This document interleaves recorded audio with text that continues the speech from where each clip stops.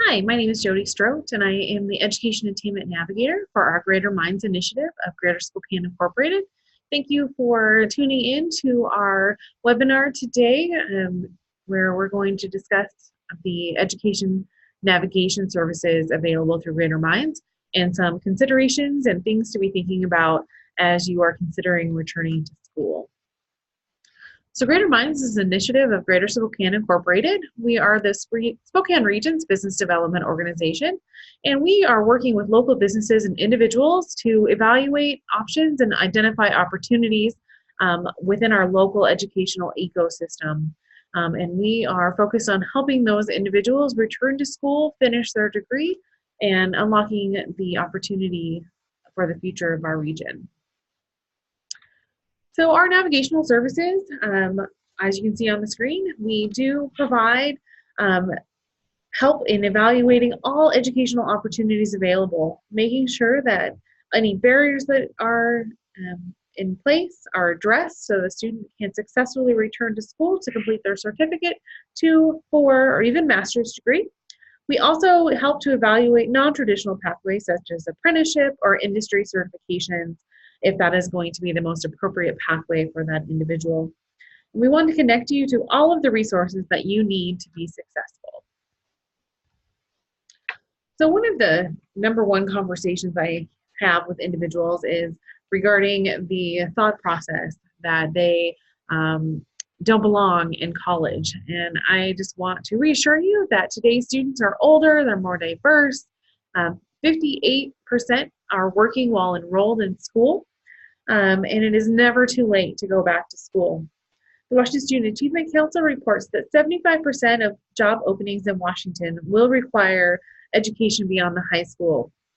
This includes post-secondary education, leading again to that apprenticeship, 1 or more year post-secondary education, so certificates, certifications, associates, and bachelor's degrees. Also, the Bureau of Labor Statistics reports that a person aged 25 or older with a college degree on average earns 47% more than those with some college and no degree. And so Greater Minds is here to help make sure that you are finding that pathway that makes the most sense for you. We want to start by thinking outside the box. So we are uniquely situated with 6 higher education institutions that incorporate both 2- and 4-year, public and private, in face-to-face, online, are all opportunities for our students here in Spokane. We offer accelerated, evening, online, hybrid, weekends, even non-degree seeking opportunities, such as taking a course audit or massive open online courses or MOOCs versus Coursera or LinkedIn. There's also going to be industry certifications available. So we really want to work with you to determine what is going to be the best option to make sure that we're having the best fit for you. I do want to encourage you when you are selecting a program of study to really be looking at the tuition rate, including the fees and books, to determine what is going to be the best return on your investment of your education. Tuition and fees, and then also that book cost can vary greatly between institutions. And so being sure to be looking at all of your opportunities for books, such as renting, online, looking at the public library system, exploring all opportunities, and Greater Minds can help you identify some of that. We also want to make sure that you are earning credit for all of your knowledge. So whether that is prior college credits that you have completed, or any life or professional development training and certifications that you may have earned while in your current position or past positions as well. There's going to be some opportunities depending upon which programs you choose to earn some college credit for those opportunities, and we can help walk you through that process. In speaking of how to take advantage of what you already know, I really do want to encourage you to look at College Level Examination Program, or CLEP. So this is going to be exams that you can take that are generally going to cover some of those lower division classes that you may already have a knowledge base in, just based off of your own interests. So if you are a big history buff or a government buff, you'll want to maybe be looking at some of those CLEP tests which is going to be a significant cost savings than taking a 5-credit class in the traditional classroom setting. Credit for experience or prior learning, credit is going to be college credit for experience in the workplace, your trainings, any hobbies, etc.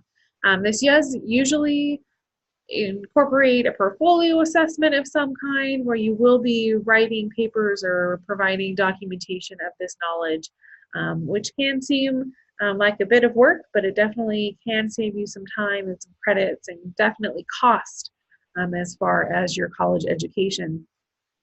If you have a military background, making sure that you are submitting any of the documentation so that you can earn college credit for that experience. Military credit is growing as far as those equivalencies, so definitely something to be talking to your Veteran Resource Center, and Greater Minds can connect you with that. And then, of course, professional certification. So we can help to identify any corporate training or industry certifications you may have already earned, and then help assist with evaluating those through the American Council on Education, which then provides recommendations to colleges on courses and certification equivalencies. So Greater Minds can help walk through all of these different opportunities for you.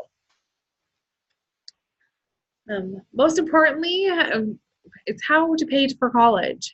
So investing in your education is investing in your future. We want to make sure that you are making a smart decision on that financial future, making sure that you have the best return on your investment. So my number one recommendation is always to complete your federal financial aid or your FAFSA as soon as possible. The FAFSA does now open on October 1st, and it is a one-stop shop for both your state and federal funding. The FAFSA now does look at your tax information from 2 years prior. So if you are applying for the 2019-2020 FAFSA year, you will be needing to locate your 2017 tax information. You will want to make sure that you are also paying attention to any FAFSA deadlines as for your institutions, because each institution does have a different specific deadline when the FAFSA must be submitted. So make sure that you are in contact with your institutions that you are considering attending. If you haven't decided, you can list up to 10 different institutions on your FAFSA application, and that way you can still meet that October 1 opening date while you're still trying to decide which school you're interested in attending. Also encourage you to be looking at tuition reimbursement through your employer. Many companies provide tuition assistance or even the option of flexible scheduling to their employees, so be sure to talk to your supervisor or human resource department to determine what benefits are available.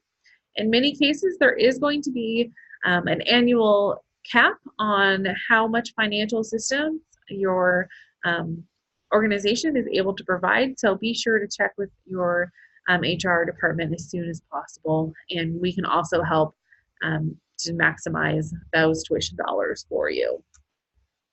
We're also going to go a little more in depth here shortly on those grants and scholarships and also loans.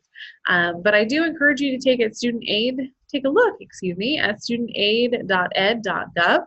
There's a lot of information about the FAFSA and additional funding opportunities available on that website. So for grants are available at the federal, state, and institutional level. Federal grants are going to be your Pell Grant and your Supplemental Educational Opportunity Grant. Your state grant here in Washington is going to be your State Need Grant. These three grants are going to be based off of financial need.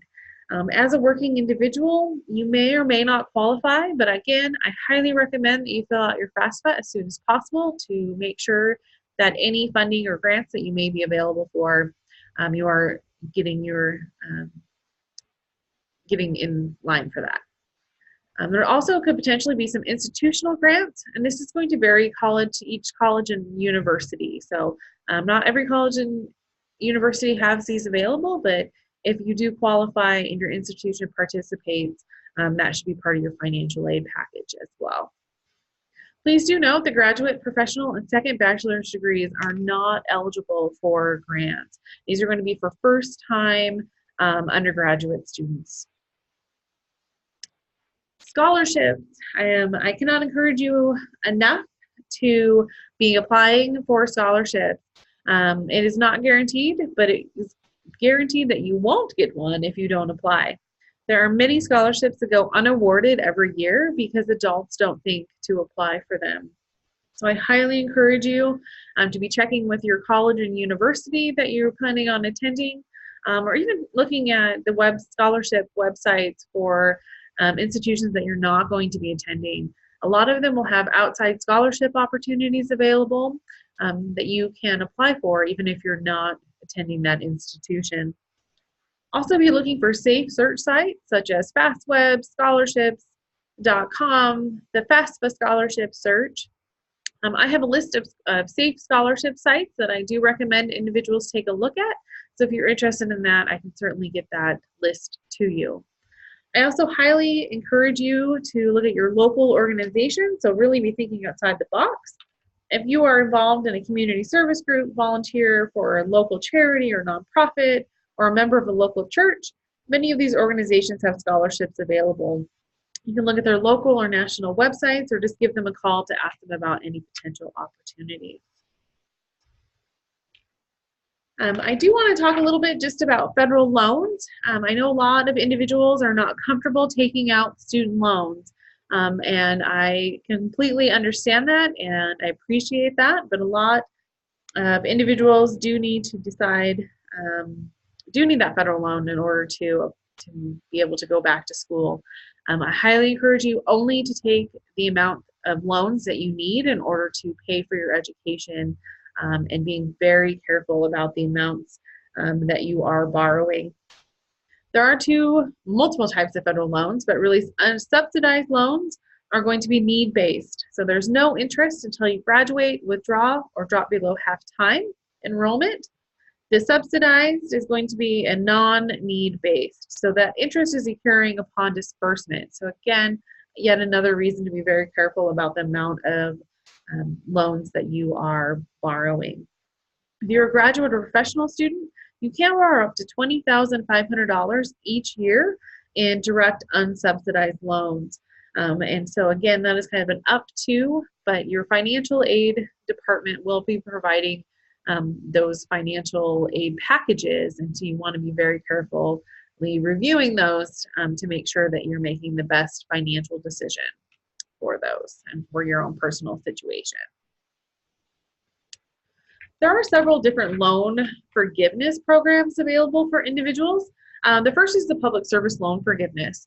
So this is for individuals who are working in government agencies or for a nonprofit organization. There is quite a long list of qualifications for this, but generally, as you can see, you could qualify for loan forgiveness after making 120 qualifying monthly payments. So that is 10 years of payments. And again, I'm happy to provide some additional detailed information on that if that is something that you are interested in. There's also a teacher loan forgiveness. So if you are teaching full-time for 5 complete consecutive academic years in a low-income school or educational service agency, you could be eligible for forgiveness up to $17,500 on your direct subsidized and unsubsidized loans. Again, there's some additional qualifying information, and I'm happy to get you that information if you're interested to learn more. I do want to leave you with some additional just tips and tricks and things to be thinking about as you're moving forward. So the first is definitely to define your goals. So before you begin researching colleges and programs, it's best to identify your motives and interests. How can going back to school potentially help me in my career, in my personal life as well? Really making sure that you're going back to school and that you truly are motivated for that. Exploring your financial options. Ask your employer about financial assistance, as many offer tuition reimbursement, as I mentioned. Also determine your eligibility for receiving financial aid by completing the FAFSA as soon as you decide to return to school. Again, you can list up to 10 institutions.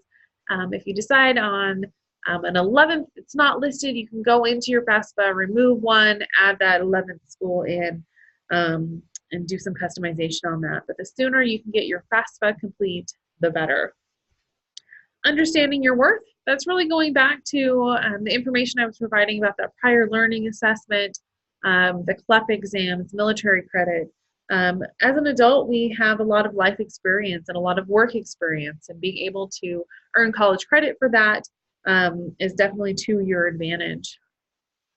Assessing your schedule. So whether you're a first-time college student or returning student, you need to establish how much time you will be able to devote to pursuing your degree.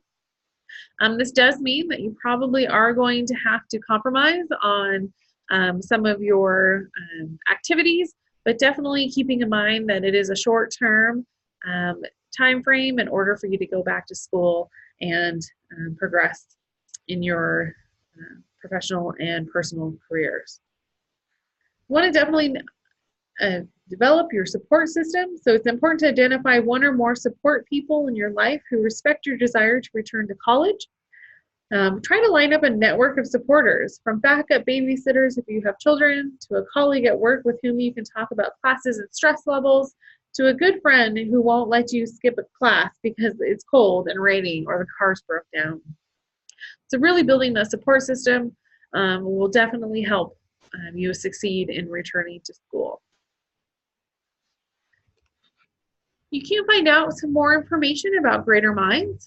We have our website, greatermindspokane.org, or you can email me directly at jstrote@greatermindspokane.org, and I just said that wrong, so I apologize. My email is jstrote@greaterspokane.org.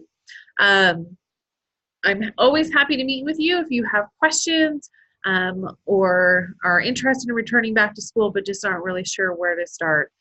Please feel free to reach out. Greater Minds is here to make sure that you are finding the best program to fit your needs, and we look forward to working with you. So have a wonderful day, and please let us know if you have any questions.